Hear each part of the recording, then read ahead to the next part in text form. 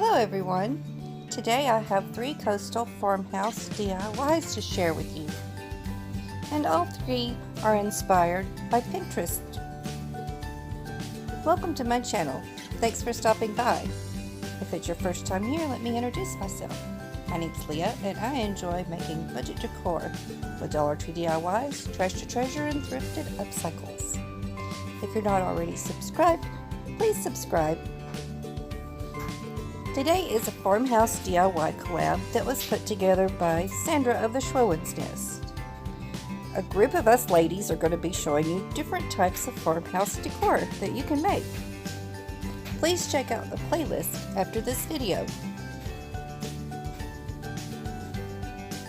The first project I have are these Dollar Tree rope coasters.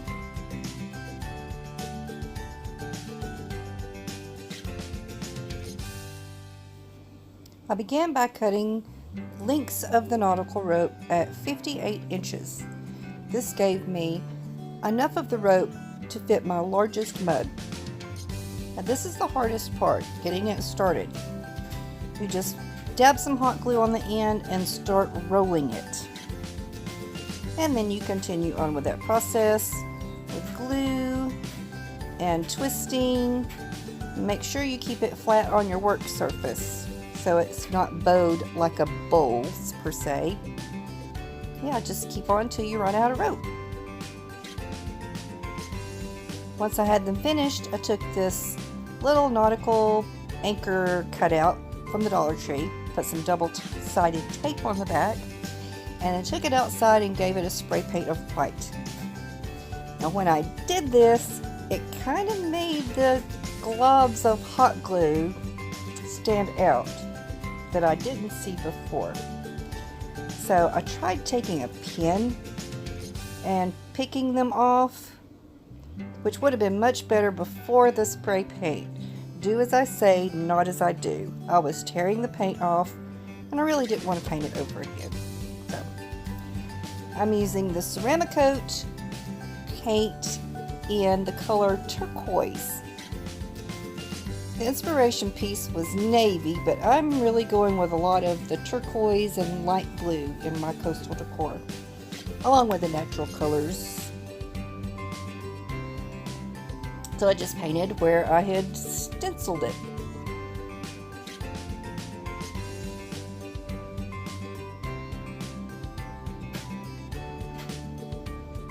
Another do as I say, not as I do, is I should have burned the rope to get all those little fuzzy frays off of it. I had to go around it and give it a little bit of a haircut because it was just too stubbly. And there you have it. Project number 2 is map wrapped book stack. Say that 5 times fast.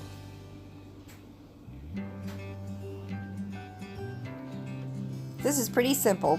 No DIY instructions needed on this, just some hot glue and some pieces of maps. If your book's going to be in the center of the stack, you don't even have to cover the whole book. Just the spine needs to be covered. See, just a couple of dots of glue on the front and the back to hold it secure. And then, once you get them stacked up the way you like, get you some twine. I'm taking that little cutout that's already painted white because I used it as a stencil and tied it onto the twine and wrapped the books.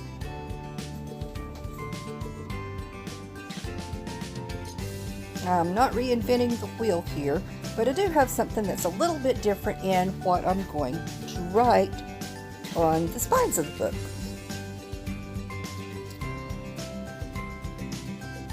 So, taking my marker, I have a stack of 4 books. I'm going to write one letter on each book going down the word wave. W-A-V-E.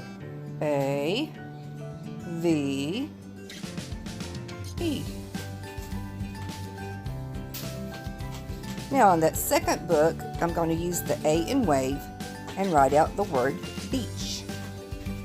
B-E-A-C-H.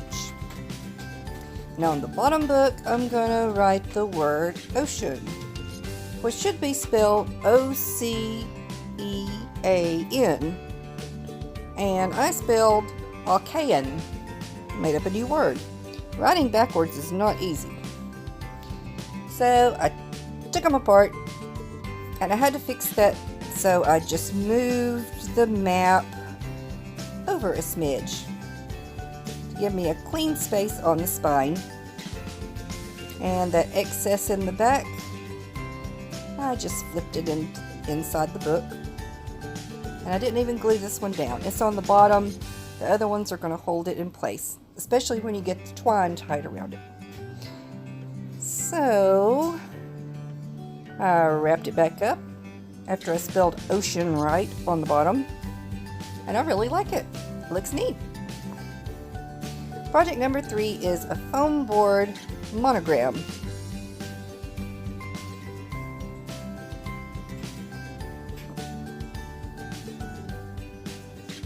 My inspiration piece was on a wooden letter. I didn't have one, so I'm making one out of foam board from the Dollar Tree. I do not trust my handwriting enough to pencil out the letter that I needed, so I just made a stencil like with my Cricut in a large letter R, and I sized it 11.5 wide by 18 inches high. The rough edges do not matter because you'll see in a minute they'll be all covered up.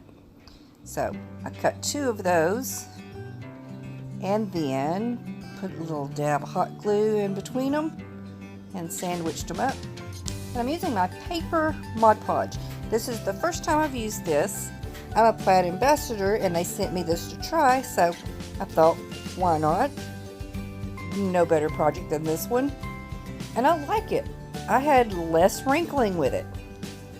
Now, I just put the maps on, and once they dried, then I went around and cut it out. I'm not good at positioning. If I cut it out ahead of time, it's going to be off center, so that's just how I do it when I Mod Podge or decoupage. And then I brought in my little rotary cutter for the inside of that R, and that's how that's looking so far. Now I'm putting nautical rope all along that edge. That's going to cover up any imperfections that have come about, and yeah, it really lined it out really well. I just propped up one of my little salt dough starfish that I made with some little squiggly seaweed looking things, and that's how that turned out. I really like it. And here's all 3 together. I can't really choose a favorite because I really like all 3. Tell me, which was your favorite? Thank you so much, Sandra, for putting this collab together. I really appreciate you inviting me to play along with you today. And thank you for watching. If you enjoyed this video, give me a thumbs up.